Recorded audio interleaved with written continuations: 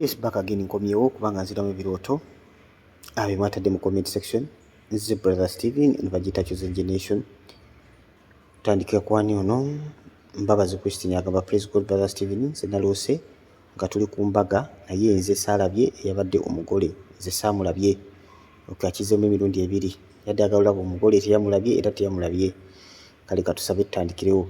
Mukama tatumize bitezi katukwebaza lwakadde kano kotuwadde. Omwoyo wa Mukama, omwoyo w'amagezi okumanya n'okutegeera, omwoyo kubikula tukoola jangu leka nzenvewo gulabisibwe. Ekyo kyokka kyagala okuvundula kyekiba kivundulwa mu linnya Yesu Kristo Mwana Katonda omulamu. Amina. Now sister ffe Mbabazi yaloose ng'ali ku mbaga agenze okulaba omugole, n'alaba ng'omugole tamulabye, n'akiddamu n'agamba omugole saamulabye. Kitegeeza ki? Bw'obanga oli ku mukolo n'otalaba mugole, mukwano gwange manya nti okugubeera mwoyo gwa butafumbirwa. Oluusi gwe nga gwe olota ng'oyambadde ebyobugole naye ng'olindiira omugole nga temumulaba, manya mukwano gwa omwoyo gwaki gwa butafumbirwe kidibo nakyeyombekedde. Manya nti waliwo obusiba obuli awo mukwano gwange obw'obutafumbirwa. And sometimes osobola ng'oli mu kawondo kakubye eddinisa ate waliwo emyegira weegikutte. So mukwano gwaffe saffe Mbabazi lwana olutalo eyo omwoyo guno ogobere ddala mu bulamu bwo ate soboote ku birooto ng'omugole omulabako. Okyonomisani Mukashema Jacqueline, wow, manya gali Chosen gano gonna ga Westana. Agambe praise God Brother Steven, please help me. I always dream when I'm at my old Catholic church in our village, but I'm now born again. I'll be glad when you reply me. Be blessed. Okay, be glad kubanga tugenda kuddamu. Kama bibazo nnyo banange njagala nnyo okuddamu ebirooto byammwe mwenna singa nsobola okutuula olunaku lwamba ne mbiddamu. N'akadde akatono Mukama kampa banekenkwesa okubanga nziramu ebirooto byammwe. Mwe bali kubeera na bugumiikiriza. Ebirooto bingi kumpi buli video tulina video ezoba like 100 ne video zonna abantu bakyateekako ebirooto up to today. Naye tetusobola biddamu byonna. But what we do here, tuddamu ebirooto abalala bayigireko. Kimanyi bangi muyize nnyo ku eno program. Musooka okuvunda ebirooto byammwe. So ensonga eyo bannaye bwe batulaba ekirooto kyo kwegayiridde tonyiiga. Asitaffe yaloose ekirooto ng'alaba azzeeyo mu kyaki yaabwe y'Abakatuliki gye yasabirangamu edda ate ye eri mu kyalo ewaabwe. Ekyoto kino kitegeeza ki? Ebiseera ebisinga ekyoto eky'okudda mu kkanisa gye wavaamu ng'ate n'enzikiriza bagivaamu, oyinza okuba nga waliwo omwoyo gw'eddiini ogukutawaanya. Omwoyo gwaki? Gw'eddiini nga gukuzza emabega buli kaseera. Omwoyo gw'eddiini, eddiini teba na kukkiriza nnyo kuli awo. Eddiini tetambulira mu mwoyo mutukuvu. Eddiini omuntu aba agoberera ebyo ebyaliwo bwe kyali bwe kiriba emirembe n'emirembe. Amiina. Omuntu akulembera omwoyo mutukuvu ebintu bikyuka. Omwoyo mutukuvu akugamba wano tuula, wano situka, wano tambula, wano lwana bwoti, wano. Oyo akulembera omwoyo mutukuvu. Omuntu akulembera eddiini ye muntu gw'osanga yalokoka naye ng'ebikolwa bibiri ng'era eby'omu ddiini. Bangi walokoka naye obulokole okyabutwala nga ki? Nga ddiini. Mukama yeebazibwe. So nyinza bannyonnyola kintu kino naye omuntu oyo ebiseera ebisinga abatakulembera mwoyo mutukuvu. Kyolina okutegeera abatakulembera nnyo mwoyo mutukuvu. Okay, eddiini ki kyekola? Eddiini okola ebintu naye nga mu butuufu okukkiriza kwo tekubiri nako oluusi. Katugambe banite mu nkyawa bannanga Bakatuliki. Nze nali mu Katuliki almost emyaka egisinga mu bulamu bwange. Naye twasomanga esappule nga ne bw'oba weebase ku makya ebiseera bya sappule wa jjajja wange nga ne bw'oba weebase osigala oyogera kubanga obwongo bwa programinga ekintu bwe kirina okutambula nga bw'otyo bw'otambuza. Essaala nga tusoma esappule okumala essaawa nga nnamba naye nga ne bw'oba weebase ne bw'oba sibye oliko ne bw'oba tolowooza Katonda ng'esappule esigala egenda ekola ki? Egenda mu maaso. Waliwo essaala ze twalinga twakwata nga twazisoma nga tumala omugigi ng'essaala ne bw'oba weebase ne bw'oba osumagira ng'era essaala esigala ekola ki? Ng'egenda maaso nga teva ku mutima, obwongo bwo tebubiri nako. Oluusi olowooza nambookozi bagenda kukuba ku ssomero naye nga eno osaba. Mukiraba kye bayita eddiini. Ki ekirala awo kye twakolanga? Muzijukize kye twakolanga bannange nga nawe osobola okugereza ebyo mukola oba wali musiraamu ng'osala naye nga mu butuufu ebirowoozo tebikuli ku Mukama wabula olwokubanga bakimanyi nti bino ebigambo bye njogera kyo kye bayita eddiini. Kati nga bulaba baganda ffe Abakatuliki bayimba emmisa.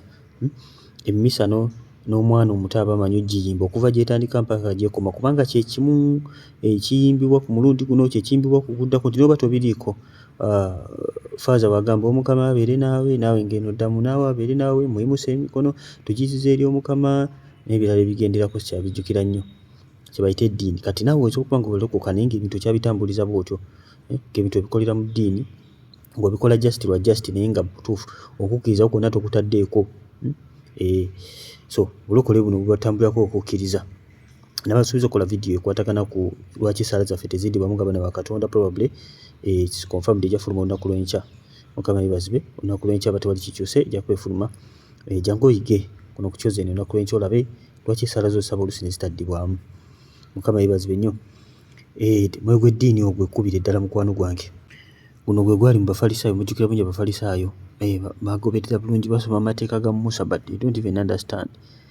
Ne basoma tebabitegeera naye nga bo bagamba bwekiti bwe kirina okuba, bwekiti bwe kirina okuba, tebalinayo kyakuwa luumu yadde Omwoyo Mutukuvu okubaako kyayogera no.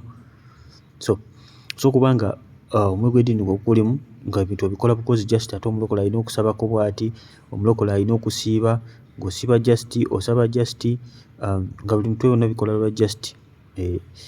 Ate olaba kitambulako omwoyo gw'okudda emabega, kubanga oba oli mu ebyo oba oli mu tolina gy'olaga. So amagezi ge nnyinza okukuwa situwa okukkiriza kwo, leka buli kyonna okikole mu kukkiriza. Tokola bintu lwa just naye ebintu byonna bikole mu kukkiriza. Ono misani Naluyange Brenda agamba nze naloose nga waliwo omusajja annyamba okuvuga emmotoka ya loole nga ennemeredde naye nga ekkubo bbi liseerera naye nga nennemererwa naye nga wennemererwa ng'ajja nga nnyamba. Emmotoka ekiikirira amagenda kati byonna ebituukawo ng'oli mu mmotoka egaba amakulu g'ekirooto. Kati oli mu mmotoka ya loole, mmotoka nkozi ya mirimu, naye ate olaba ekkubo lya kaseerezi, tosobola kontrolinga mmotoka, tegeeza tosobola kontrolinga magenda ku mukwano gwange. Bizibu bingi ebiri along the way. Bayibuli tugamba okutambulira mu kakubo akafunda, tugaana okutambula mu kikubo ekigazi ng'abaana ba Katonda, tugamba tutambule mu kakubo akafunda. Akakubo akafunda ka kaseerezi, akakubo akafunda kalimu akanyigo, totambula na buli kimu ky'oyagadde, ebizibu ebiri bingi. Nani agenda okuyisa mu kakubo akafunda? Mukama waffe Yesu. So kino ekyoto kiraga Mukama Katonda agenda okuba nga akuyamba mukwano gwange mu mbeera yonna gy'ogenda okuba ng'oyitamu oba gy'oyitamu essaawa eno. Mukama Katonda yagenda okubeera ng'akuyamba. Omusajja gw'olabye nga buli bintu byonna ebigeetinga nga tebisoboka ng'ajja ng'akuyambako kubanga akola ki? Akutereeza mu magenda go, kubanga atereeza emmotoka, ofukiza magenda go. Emmotoka etambulirako obuweereza, etambulirako amagenda go. Kubanga oli muweereza wa Mukama, ng'olaba ebintu byali tebigenda bulungi oba olina ebizibu by'osanga, manya nti Yesu ali wamu naawe, ali mu kukuyamba. Yes, akaseerezi weekali. Yes, ebizibu bwe biri oba oli mu magenda go, naye ali wamu naawe, tagenda kukuleka. So kyekyo olina okuba ng'okola mu mbeera eno, kubanga oyongera okuba ng'onyweza enkolagana yo n'oyo akuyamba. Tewandyetaaze kutambula mu kaseerezi ng'emmotoka ennene bw'eti naye nga tolinaako akuyamba, ojja kugwayo. Weetaagako omusajja mukyala gwe agenda okukuyamba, sitabulenda. Omusajja ono ye Yesu agenda okuba nkuyamba oleme kuseerera. Bw'oseerera ogwa. Akaseerezi bw'oseerera ki ekiddako? Kugwa. Kitegeeza magenda kugwa, buweereza kugwa, kyonna ky'oba oli mu kukola. So yongera okuba ng'obeera n'enkolagana ennungi ne Yesu. Nabayigo Madiina agamba, praise God Brother Stephen, I dreamed when I was with my husband in the rainfall. God bless you. Yaloose ekirooto ng'ali ne bbaawe mu nkuba. Kitegeeza ki? Naawe enkuba kisinziira engeri gy'oba ogirooseemu. Enkuba esobola okukiikirira omukisa, enkuba esobola okukiikirira ebizibu. Bwebanga enkuba yabadde ya mirembe nga terina buzibu bwonna, ebeera nkuba ya mukisa. Eyo enkuba bw'etonnya tumanya nti tuweereddwa omukisa b'emikwano. Tuba tugenda kufuna ekyokulya kubanga tewali ayagala kubeera mu drought, tewali ayagala kubeera mu kyeya. Enkuba mukisa gw'amaanyi nnyo. Wabula ate bw'oloota ng'enkuba erimu embuyaga eyonoona ebintu, ekola ki? Muyinza okuba muwadde mu nkuba naye nga mu butuufu ebintu si birungi, okweraliikira kungi, ebintu byonna embuyaga eba ekiikirira omuyaga ogenda okujja mu bulamu bwammwe, gwe ne bbaawo gwagenda okuba gugenda kujja. Naye omuyaga era bwe gujja kuba gujja kutesitinga musingi. Yesu nga bwe yasomesa nti akwata ebigambo bye, omuyaga gugenda kujja naye ennyumba ye tejja kugwa kubanga yazimba ku lwazi, naye atakwata bigambo bye nti ennyumba ejja kugwa kubanga musajja musirusiru yazimba ku musenyu. So omuyaga gujja kujja, naye bwebanga enkuba nti yabaddemu omuyaga, manya nti omuyaga gujja ssaawa yonna nina oggulekawo. Kati oba olina okuyimira mu kusaba n'okunoonya Katonda. So enkuba etambulirako omukisa ate era ekiikiriza n'ebizibu. Kyokka ne Katonda yazikiriza ensi eno n'amataba, enkuba yava mu ggulu, n'ensulo eziri mu ttaka nazo ne zipotoka. Agamu gaava mu ttaka, amalala gaava waggulu.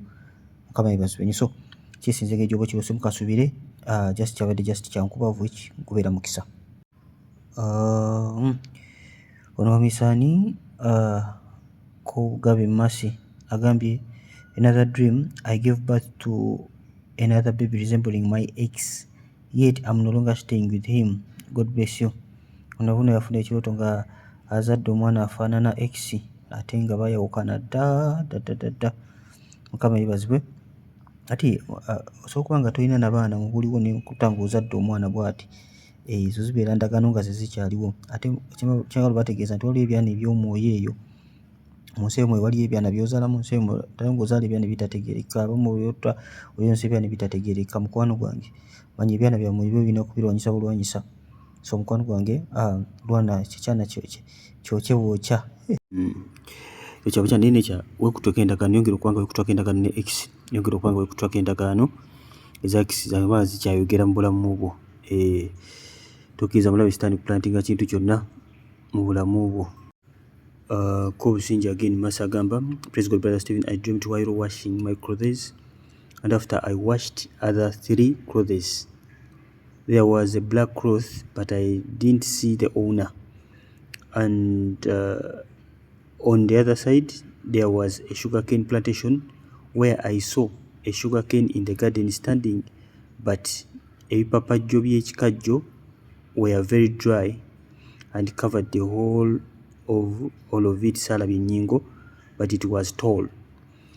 Bambi reply me brother Stephen, okay, tewalabye ennyingo but it was tall, walabye ebipapajjo bya kikajjo. So eno namba 3 gy'olinamu ze ennaku z'olina okusaba n'okusiiba. Nabagamba bannange ebikajjo most of the times bikiikirira kusaba na kusiiba. Olwo tolaba ebikajjo, bw'oba olabye ennyingo, those are the days. Bw'oba tolabye ennyingo, olaba just ebikajjo nga biwanvu, probably it's a long fasting. Mukama waffe mulungi yeebazibwe. Katonda yalabye ennyingo wadde agamba kyali kiwanvu, naye ate ayinamu namba engoye 3 z'obadde okwoza. Kuba kwegayirira, kuba kwenenya, kuba kwetukuza mu maaso ga Katonda. Do it for 3 days. Beera maaso ga Katonda nga weekutwako endagaano za X. Nsubira egwe abadde n'ekirooto kyenva okuddamu odi esembye emabega kaawo. So beera nga weenenya kuba endagaano ziri lwa n'olutalo weekutuleko. Try nnaku 3 tunaakusanga okomyewo. Wali kya kyembadde sogedde ku bannange, abamu oli mu kusaba na kusiba ate oloota ebikajjo. Oli mu kusaba na kusiba ate oloota ebikajjo, ate batugambye ebikajjo bitegeeza kusiiba. Okay, bw'obanga oli mu kusaba na kusiba n'oloota ebikajjo, abamu kifuna nnyo. Mukama aba alina instruction gy'ali mu kuwa mu kusaba n'okusiiba okwo. Sometimes aba akulaga current situation nga bwe biba biyimiridde. Sometimes abamu osiiba naye nga by'osiiba tebijja. N'olota ekirooto nga kirimu information ekulaga ekisibo kyo bwe kiyimiridde oba weetaaga okwongeramu. Oluusi oli mu nnaku 4 nga Mukama yagala oteekemu ne ku dry. So Mukama era still akikozesa nnyo communicating nga naffe otulaga embeera eba eyimiridde oba kikyaba ayagala twongeremu mu kisiibo ekyo. Mugumya Angela, I normally see myself in a certain church when I'm on a pulpit holding a microphone, but I'm in deep worship. This church is near my mother's place. Then after I saw when I am in church with Mami Justin Mugerwa telling me to help her with work, and then I saw us cleaning chairs. Kama yeebazibwe nnyo. Sitafunira ekirooto ng'akutte akazindalo ali ku church ewaabwe eri ewa mama we gy'abeera ng'akulembedde mu kusinza. Tagambye ng'akulembedde nga bali mu kusinza. Okay, deep worship, deep. Okay, ane kirala nagamba naloota ekirooto ng'alaba ali ku church ne Mami Justin Mugerwa ng'amugamba amuyambeko n'emirimu, n'alaba nga bali mu kulongoosa butebe Mukama yeebazibwe nnyo. Now ekyoto kino katandike ku kyokulongoosa obutebe. Olaba muweereza wa Mukama yenna ng'akuwa omulimu mu kkanisa, omulimu ogwo Mukama Katonda bagukuwadde. Bw'oba ng'oli muntu ali awo kumpi n'ekkanisa, omulimu ogwo Mukama Katonda bagukuwadde oba ng'ogukola most of the time kibeera direct. Ate ebiseera ebisinga muno oba osaba Mukama omulimu, omugamba Mukama ampa omulimu, nnoonya omulimu, ayinza okusooka n'akuwa ekyokesa n'akuwa ogugwe n'agamba okuyonja obutebe ku kyaki. Mukama Katonda ate badde manyi ngenda kufuna kirimu kyamaanyi mu UN, ate kati ngamba kuyonja butebe mu kyaki naye nga weebali amakenta ku wagenda okusanza omubooyi wo, wagenda okusanza buli kimu kyonna. Sometimes kibeera direct, olumu kibeera kyakwegayirira ku lw'ekkanisa. Lw'ekkanisa nga Mukama Katonda agamba yimira weegayire ku lw'ekkanisa, okuyonja obutebe, preparing abantu kujja mu kkanisa, obeera osaba Mukama, obeera omwegayirira Mukama abantu bajje mu kkanisa, abajja bakyusibwe, kibeera kyakwegayirira.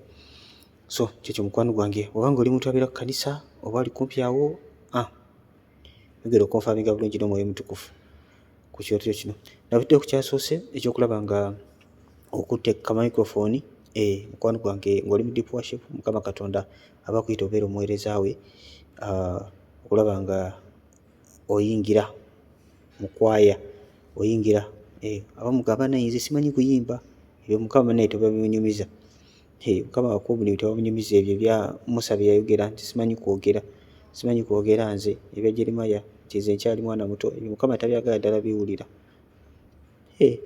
Simanyi kwogera, yamanyi nti nno ojja musaba akwenebolinga okukola, kuba Katonda ye bw'akutuma omulimu gwe si gwakola, ye akwenebolinga kubanga okola emirimu gye. So tewabaawo byakwekwasa. Bannabyekwaso ne bassa byekwaso basaasidde. Praise God, Brother Stephen. Nze Rachel. Bannange Rachel mami waffe wano mweno. Rachel ze omukyala nga bamuyita Rachel bannange. Okay, namesake.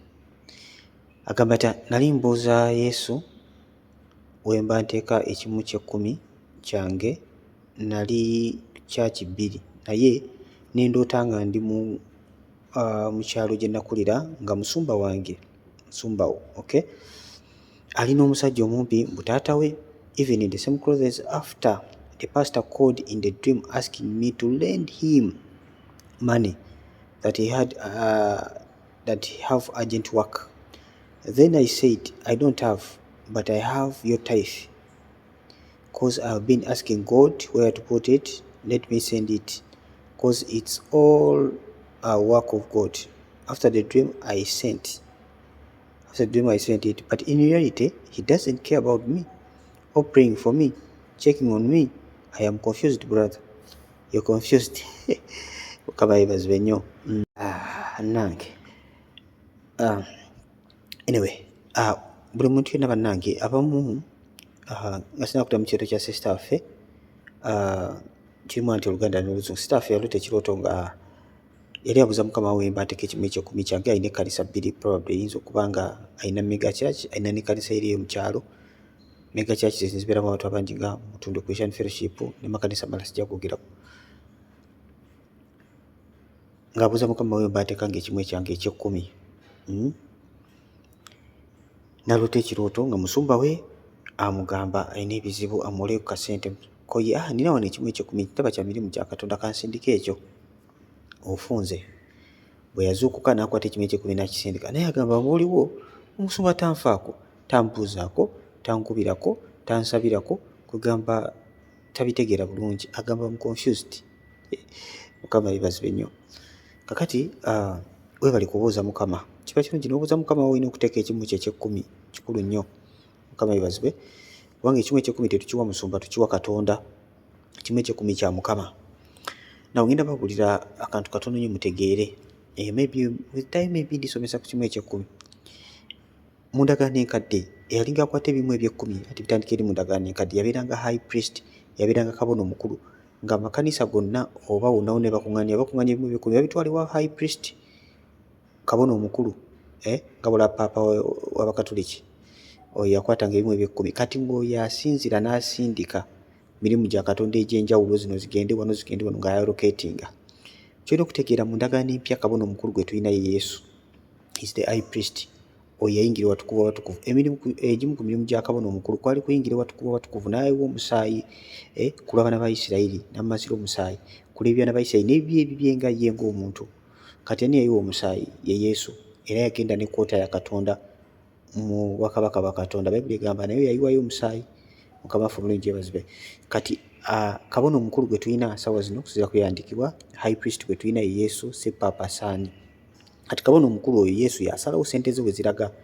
Kati wakugamba nti ekimu kyange eky'ekkumi nkiteekewa, awo abayagala ssente ze era ye waba agenda okufuniramu amagoba, kubanga awo wali emirimu gye. So kikulu nnyo n'obuuza Mukama, you can ask once, naddala ng'oli confused. Olina ekkanisa mu Kampala, olina ekkanisa gye walukukira. So ako nako kayisizaawo. Ate tafe tulina okutegeera awo Mukama bwe yakulaze, awo Katonda wagenda okubanga akulabiza omukisa, awo wayagala ekimu kye eky'ekkumi, si nsonga omusumba ye takusabidde nga bw'olowooza, si nsonga takubuuzizzaako. Sirowooza nti ewalala gy'obadde ogenda okisindika babadde bagenda kukubuuzaako. Mukama yeebazibwe. Kyewuunyisa nnyo ogamba musumba tansabira, tambuuzaako, naye gwe weebuze ewalala gy'obadde ogenda okisindika babadde bagenda kukubuuzaako, babadde bagenda kukusabirako, babadde bagenda kukumanya nnyo ebikwatako. So lwaki njogera bwe ntyo? Ekimu eky'ekkumi kya Mukama, wakyagala oba okiteeka, obwesige bwe bukubeere ku ye, amaaso gakubeere ku Mukama so si ku muntu. Kasita as long as Mukama yayogedde, bwe kyoba okola kimu holdinga Mukama ku kigambo kye, ki kyayogera ku kimu eky'ekkumi, mukisa ki ogukirimu? Mugambe Mukama Katonda, gwe nze nkoze ekigambo kyo, kujyamu blessing. Musobola muleke akole emirimu gya Katonda, todipendinga ku muntu. Kola Omwoyo Omutukuvu gy'akugambye era osuubire empeera okuva gy'ali, and remind the Holy Spirit. Wekolagana n'Omwoyo Omutukuvu bulungi. Kiyogera ku nsonga eyo. So ekimu eky'ekkumi ffe okola ng'okiteeka Mukama we yakugambye, toddamu kukola nsobi. Tumihirwe Zubeda ogamba otya? Praise God, Brother Stephen. Ntera nnyo okuloota empologoma oluusi nga nnwana nazo, oluusi nga zaagala kundya, oluusi nga ntambula nazo mu ddembe. Kitegeeza ki? Tumihirwe Zubeda ayina empologoma ze, oluusi munne yaba mukwano muyitirivu mu ddembe, oluusi ne zimwefuulira zaagala kumulya. Mukama Katonda, zaagala kumulya. Anyway, kitegeeza ki? Ebiseera bisinga okuloota empologoma most of the time kitambulirako omwoyo gw'obusungu, bukambwe, bwekityo bukaawu. And okuloota ng'empologoma zaagala kukulya, okuba bwe guno omwoyo gukuliko mukwano wemanya nti guba gwagala kuba nga okusikiriza. Mukama yeebazibwe. Obusungu busobola okusikiriza omuntu. Obusungu buleeta ebizibu bingi. Omuntu asobola okubeera n'obusungu n'akola ekintu mu busungu kakana ng'aziise obulamu bwe bwonna lwa busungu. So wekebere Zubeida nga tolina busungu mukwano gwange. Empologoma zijja kukuliira bwereere ate otambula nazo mu ddembe. So abo banga olina omwoyo w'obusungu mukwano gwange, tokamfatinga empologoma zino. Yimiriza olwa n'olutalo. Don't rest, dda okuwummula. Sometimes abantu abamu mulina ebintu ebimu naye nga mubyagala, olina obusungu bwo ng'obwagala era obwewaanisa nti nze bwe ntyo. Balaba nnyo abalokole, nze bwe ntyo, abantu bantegeererayo nze bwe ntyo, olina okunjiga.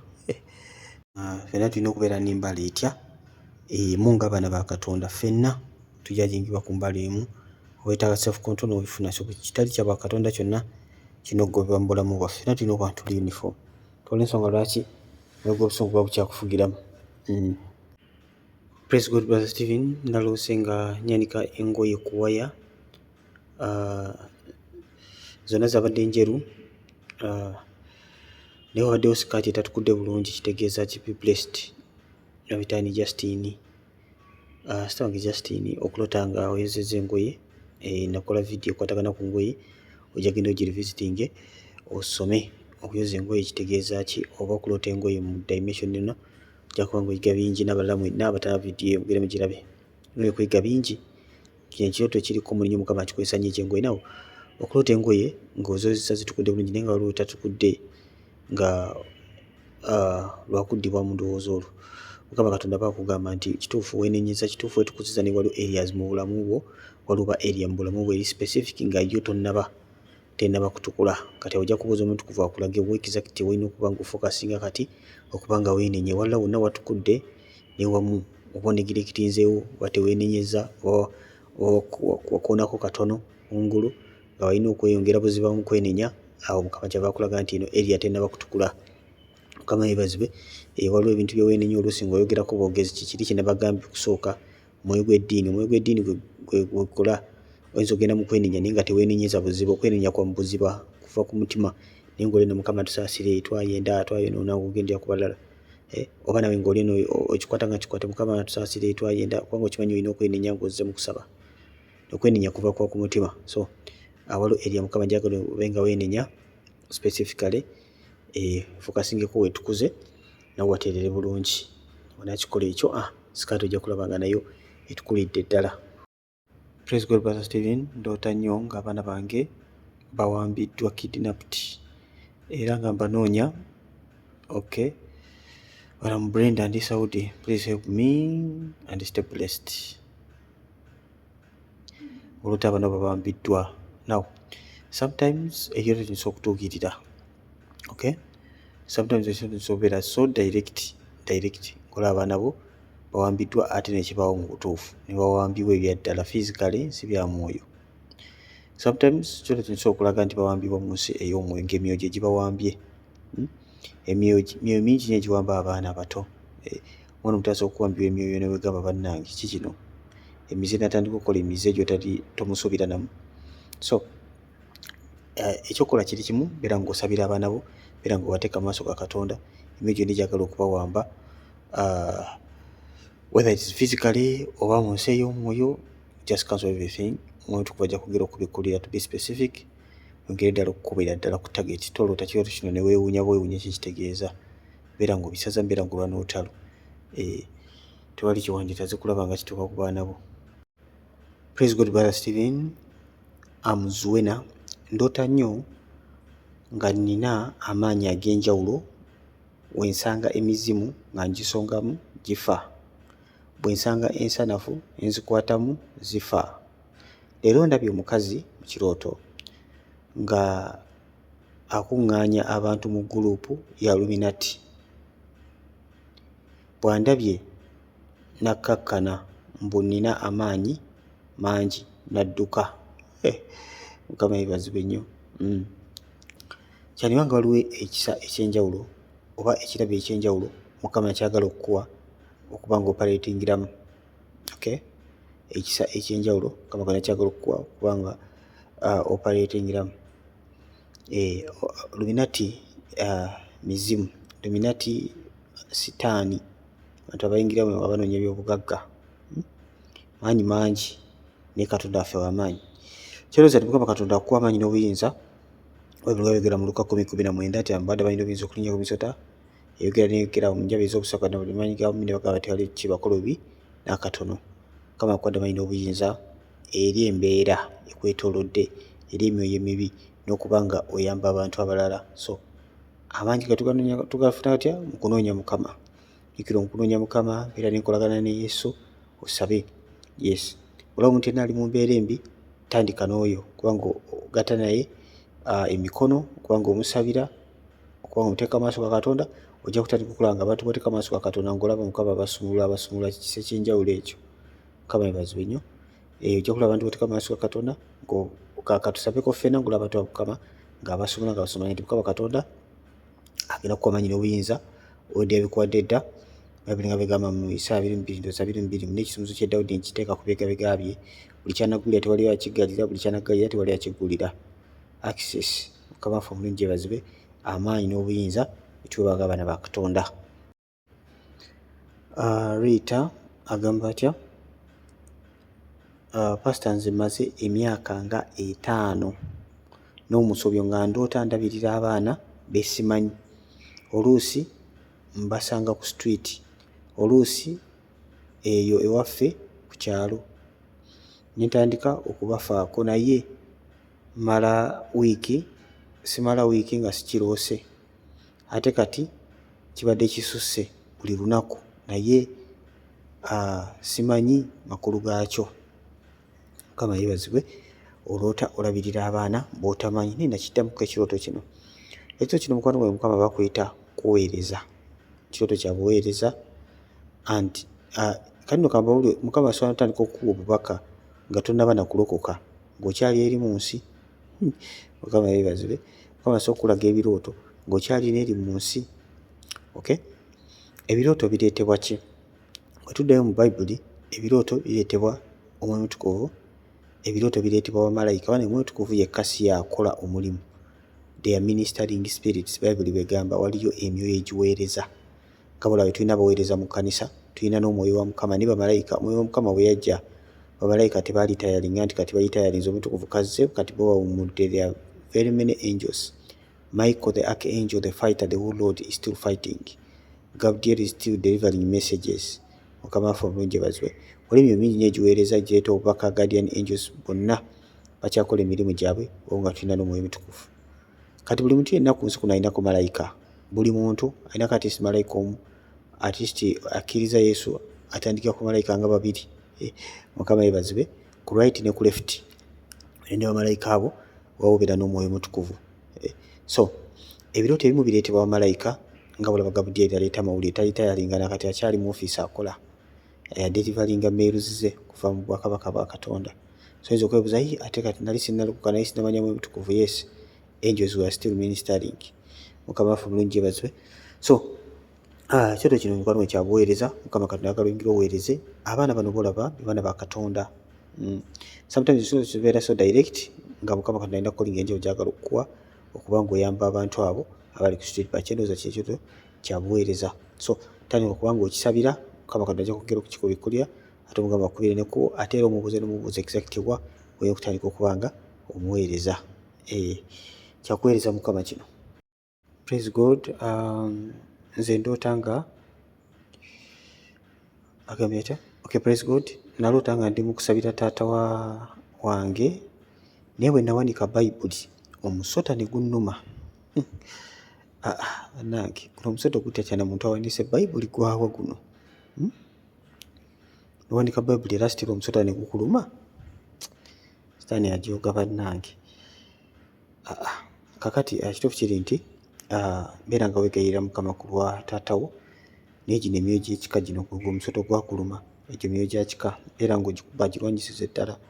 Ntonda tolina okwegayirira naye olina okulwanyisa ogwo omusota gwe gufuga mu famire, gwe gufuga ekika kyonna. Kati olaba ogumanyira oyagala kutolosa, oyagala kutolosa muzzukulu oyagala kutolosa muzzukulu, obadde otya? Oba gwe watoloka ate oyagala kutolosa balala.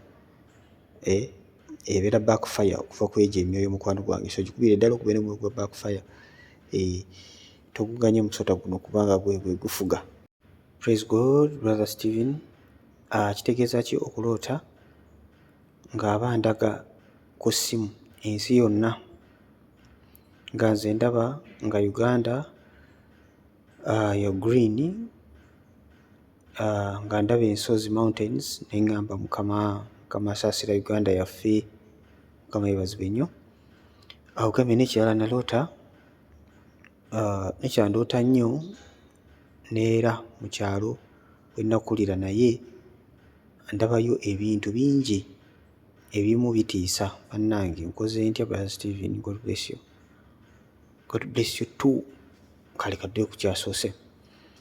Ogambye okuloota nga bakulaga Uganda mu ssimu, n'olengera ensozi, maani weegayirira Mukama asaasira Uganda yaffe. Kiba kyoto kyakwegayirira eri eggwanga lyonna. Nkalayo olaba ensi yonna, nolaba Uganda, kwegayirira eri eggwanga Uganda. So bingi nnyo bigenda maaso mu Uganda. So simanyi exact Mukama Katonda ayagala exact ki, naye ng'obutukuvu ajja kuba gakulaga exact kikyagala wegayirire Uganda yaffe, whether bya bukulembeze, bya bufuzi, whether kibi, butali butuukirivu bwa Uganda, whether nga bingambye nti bya bukulembeze, so kisinziira exactly whether, naye nga kyendowooza nti butali butuukirivu bwa Uganda. Obukyafu bususse maaso ga Katonda, butuuse maaso ge. Waliwo ekibi ekituuka maaso ga Mukama, ate bwe kituukayo judgment ng'eyita, kujja nga tukabidde Mukama n'ateekawo ekisa kye. So kati Mukama akuyise wegayirire ku lw'eggwanga mukwano gwange tutaase. Kale ogambye n'ekirala, oloota nnyo mu kyalo eri omwe gye wakulira, ndowooza kikulemeddeko. Yes, kati buuza Mukama, mugabe Mukama, lwaki ekirooto kino kiremeddewo? Lwaki nkyaloota mu kyalo? Weeyawuleko obuuze Mukama, lwaki ekirooto kino kiremeddewo? Lwaki okyaloota mu kyalo? Because kino kibamu ojja kukuzza mabega, ojja kukwatira mu kifo kimu nga teweeyongerayo, okuzza mabega, kufiiriza.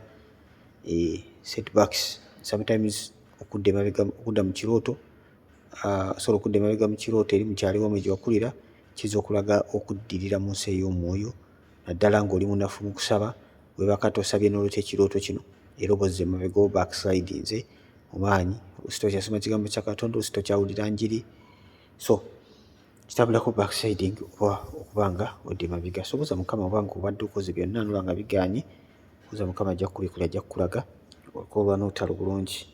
Waba waliwo ekyetaaga okukyusa then okikyuseemu. Namusisi Goreti, Praise God Musumba, okuloota nga X alya eggs ne musabako nampayooko nampa enjuba mbuliwo I'm married with 3 kids. Okay. Kisaffe wati ekyoto nga X we ali mu kweriira magi, namukokoonya namugamba mpaako namuwaako enjuba. Kitegeeza ki ng'ate mubuliwo alina abaana 3? Zino zibeera ndagaano ze ziba zikyayogera mukwano gwange, olaba nga mukyasa kimu. Ati Mukama Katonda bakugamba ndakasabingiramu amagi gatambulirako okwegendereza, as in have to be very careful. Olaba nga olina X mutudde muliira wamu, mwenye mukwano gwange wakyaliwo endagaano ezikyayogera, zikyagamba tukyali ffenna tolina gy'olaga. And abalina ba X bannange, oba olina X ng'oli mulokole, bw'oba nga tolinaamu mwana, kyandibadde kirungi relationship eyo giggalire ddala, kubanga yali ya muzizo mu maaso ga Katonda, so tewakyaliwo kibagatta. Mwali mu bukabakaba, mwali mu bya Setaani, kati ebyo wabininya wabivaako. Kati ebiseera ebisinga buli bw'osigala ng'okyaholudinze mukyanyumya, olyaka nga tova mu birooto bwe biti. Olw'ensonga nti jjukira mwali mwagalana, kati mubiri gwo munnange gwo togunyumiza ebyo nti nalokoka. Ebirowoozo bisigala bitambula, omubiri gusigala gulokoka olw'ebigambo. So kyandibadde kirungi sigamba nti afuka mulabewo, tafuka mulabewo, naye for the sake of your spirit and your soul, kyandibadde kirungi relationship eyo ogiggalire ddala, ereme okubuza omulembe gwo, ereme okubuza emirembe omwoyo gwo. Pastor waffe Tom atera otugamba nti X mukubire esimu omugambe nafudde, akubuuza ate ng'okyayogera omugambe omufu tayogera. In other words, cut off that communication. Oba mulina omwana well and good, musooka okwogera ku ekyo, oba tewali, there is no any other conversation. Naho munyumya emboozi, ndali waliwo okwejjukanya ebyedda bye mwayitamu, gamba n'oba nga eyalokoka eyakola loosi. Tandika okuba nga eyejjusa lwaki walokoka. Munaaye kale akwala kulokole buno, ne munaaye kale Mukama yakundesa, ne munaaye nalokoka kati bwe nabireka. Mukama yeebazibwe. N'oba ng'oli ku maggwa, abantu ng'abo benenye mu maaso ga Katonda ate balike. Bonna bw'okyalina enkolagana n'abantu bwe batyo, Mukama tagenda kuleeta muntu ali serious. Olina kusooka kuleka byonna, ne Mukama Katonda yina kulegattako ebyo byayagadde. Onagambye atya? Agambye nekyandoota nnyo ekimu eky'ekkumi naye nva mu kirooto nga sinnaba kuwaayo. Aloota ekimu eky'ekkumi obanga agenda kuwaayo naye ava mu kirooto nga tannaba kuwaayo. Kitegeeza ki? Olina okwekebera mukwano gwange, olina okebera engeri gy'owaayo, ddala owaayo mu maaso ga Katonda, era oba ovaayo nga towadde ekimu kya kkumi. Kebera ng'oba oli mwesigwa mu kuba ng'owaayo ekimu ekyo eky'ekkumi, ngeri ekibala obulungi n'okiwaayo, oba weebuzaabuza owaako kimu ekirala tokikola ki, nga bw'ova mu kirooto nga towaddeeyo. So kebera empaayo yo weeyimiridde mukwano gwange, kusonga n'ekimu eky'ekkumi. Owa ekimu eky'ekkumi babiri kyagamba leeta ekimu eky'ekkumi ekijjudde, owaayo ekimu ekya kkumi ddala ng'obala kimu kya kkumi. So weekebere mukwano gwange nga oli mwesigwa mu maaso ga Katonda. Bwe kiba si kyekyo, then weekyuse. Kyuka mukwano gwange, saba Katonda akuwa ekisa okyuke osobole okukola okwagala kwe, bw'otyo bugenda okulaba omukisa. Ono ye Saani, ekyoto ky'eggwanga. Ekyoto ky'eggwanga kiikino wano olwaleero. Praise God Almighty. Nze naloose nga nkuba ejjinja, kuba ejjinja ennyondo, wabula ng'ejjinja lino lyabaddemu golodi nga mungi, wabula nalabye nga waliwo abantu ababadde banneetoolodde nga bankuŋŋaanyiza bugolodi obwabadde bumaasuka, era awadde mwasukwa eri ebbali, naye abantu abo nalabyemu omu ku b'ekika kyange, muganda wange, wabula mu jjinja munda wakati mwabaddemu kabumbe akatono kyokka nga kafaanana nga akate akamyufu oba brown color. Please, what does it mean? I request today, reply me. Okay, mukama yeebazibwe nnyo. Ekituufu kiri nti golodi gubeera mukisa, golodi gubeera muki, gubeera mukisa. Nawuliza bulungi sitooli eno mukwano gwawe, ogenda kufuna amakulu g'ekirooto kyo. Abaana ba Isirayiri bwe bali bava mu nsi ey'e Misiri nga Mukama abatwala mu nsi ensuubize, Mukama teyabakkiriza kuva mu Misiri ngalo nsa. Yakwata ku Bamisiri ne babuwa golodi nga mungi. N'ekyo ekyatuukawo, golodi ono bwe baatuuka mu kkubo wakati, Musa Mukama yali yamuyise agende yeeyawule amuwe amateeka ge balina okutambulirako. Nayambuka ku lusozi Sinaayi n'amala ennaku 4.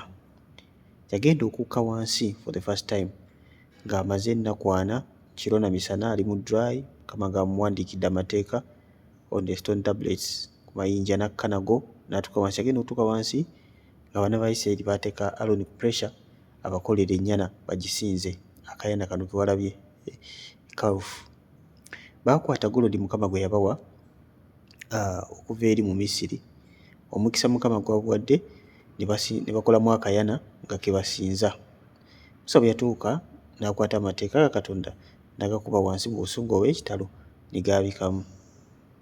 Okay, olw'obusungu yali awulira, kubanga bano abantu baali balabye ebyamagero eby'amaanyi Mukama yali abayisiza mu nnyanja emmyufu wakati, Mukama yali abafiidinga ku maano ng'emmere gye bali egwa kuva mu ggulu. Mukama yeebazibwe.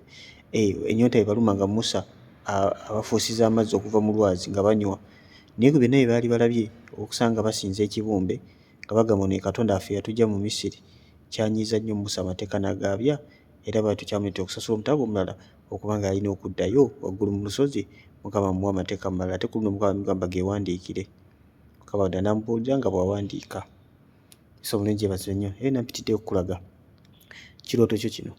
Ekirooto kino kitegeeza ki? Ekirooto kino kiraga ono walabye nga mulimu ku baganda bo naye nga mu golodi mulimu akati. Akati kano kakiikirira kusinza bifaananyi. Kusinza bifaananyi kyandiba ng'ewammwe eyo abantu tebamanyi Mukama, kyandiba nga abantu balina bye basinza, balina bye basinza. Mukama Katonda byabawadde kati nga golodi ono gwalabye, naye nga munda mulimu ki? Mulimu akabumbe, mulimu akate. So kiba kirooto kyakwegayirira, kye ndowooza beera nga weegayirira, kubanga ekibanga Mukama Katonda ebintu babikozesa bibi. Nawe kyentegeeza nti kale waliwo abantu Mukama bawadde ebintu naye babikozesa basaddaka ebisolo bakola ki, ng'ate omukisa Mukama gwabawadde kwe kibagiwa Sitaani. So beera nga weegayirira ku famire y'ewammwe, famire y'ewammwe osabe Mukama Katonda omukisa gwammwe Mukama Katonda aguggyemu, ebibumbe bino agwawulire ddala, onaamala okwenenya n'okwetukuza Mukama Katonda akwawulire ddala ku bibumbe by'abeewammwe. Golodi wabeere pyuwa nga talimu bino bibumbe. Nawe weeyongere ddala okuba nga weeyawula mu nsi eyo kubanga osaba okutudde ku ndagaano za famire y'ewammwe. Golodi alimu ebibumbe tojja kumusobola, talina gy'akutwala. Otherwise everything will be okay.